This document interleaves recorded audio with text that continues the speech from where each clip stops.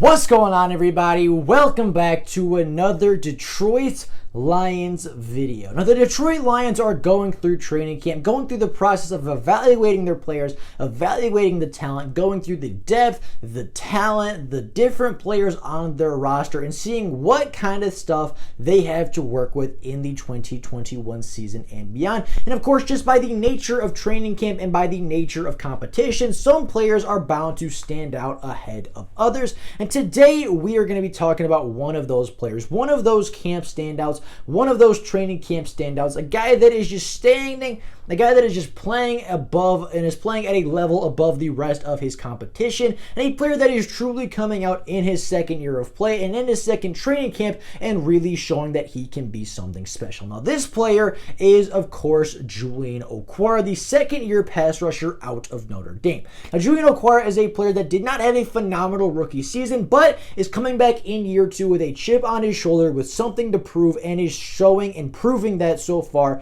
throughout the early stages of training camp. Now, today we're going to be talking about Julian Okwara, his progression, what he's done so far, why he's impressing in training camp, what he's done to impress in training camp so far, and why he might be a big-time impact player for the Detroit Lions in 2021. But before we do that, before we get into talking about Julian Okwara, if you are new to the channel and you're enjoying the content, please consider liking the videos and subscribing to the channel. It takes 2 seconds out of your day to do so, just 2 seconds, and you will be helping the channel out more than you could possibly know. So if you could do that, take those 2 seconds to like and subscribe. I'd be incredibly appreciative for it. But with all of that being said, without any further ado, let's get right into talking about Julian Okwara, the training camp standout.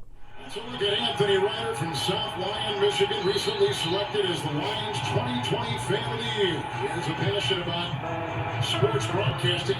With the 112th selection in the 2021 NFL Draft, the Detroit Lions select Amon-Ra St. Brown, wide receiver, USC. One pride, baby! Yeah!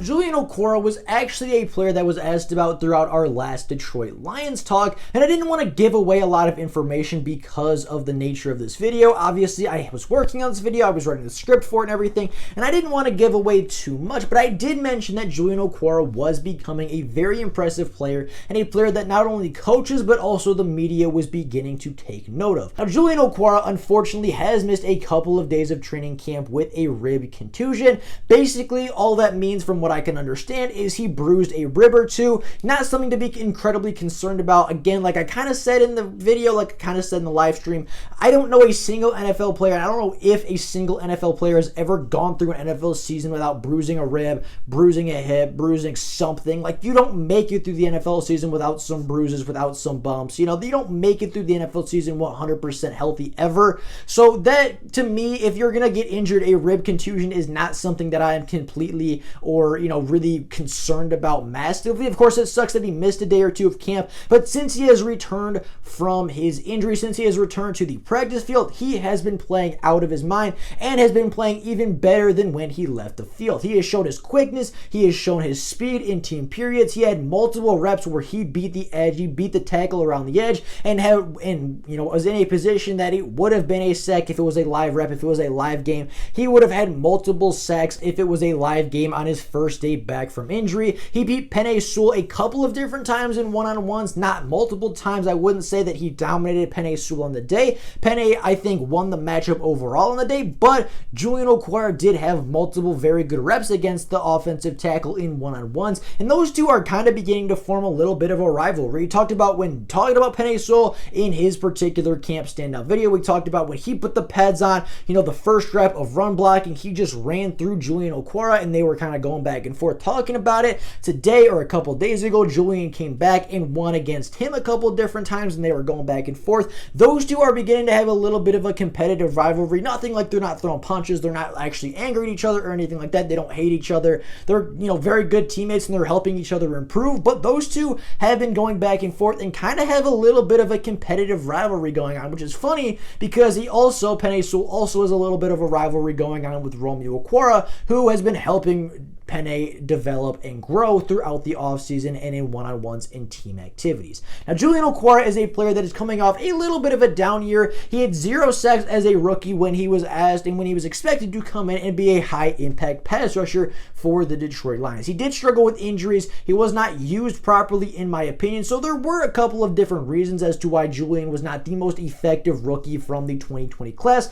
However, regardless, the fact remains that he was not a very effective player as a rookie. However, Julian's skill set do allow him to be a very big part of this defense and do allow him and actually give him, I think, a little bit of upside in order to have a bounce back season as a sophomore. Now, Julian, I think one of the biggest upsides to Julian Okwara's game is his versatility, his ability to play edge rusher, his ability to play linebacker, his ability to cover, his ability to rush the passer, obviously. All of his skills combined make him an incredibly versatile player, and as we can see early in Aaron Glenn's defense, he loves using Julian Okwara in a lot of different ways. He loves all the different places that he can put Julian Okwara on the defensive line. Now, Okwara has mainly been used as a rotational pass rusher with the first team for the majority of training camp. However, he has been outstanding on stunts and twists on the defensive line. Just, some of that trickery stuff on the defensive line is where Julian Okwara has really stood out. With his versatility, Aaron Glenn has really been rushing him through multiple spots. He has been seen rushing through the A gap, the B gap, and on the edge of the offensive line. And really, Aaron Glenn seems to be really enjoying using the versatile edge rusher in every single opportunity that he can. Now, he's moving a lot of different pieces around, but it seems like Julian Okwara is one of those players that is getting multiple roles on this defense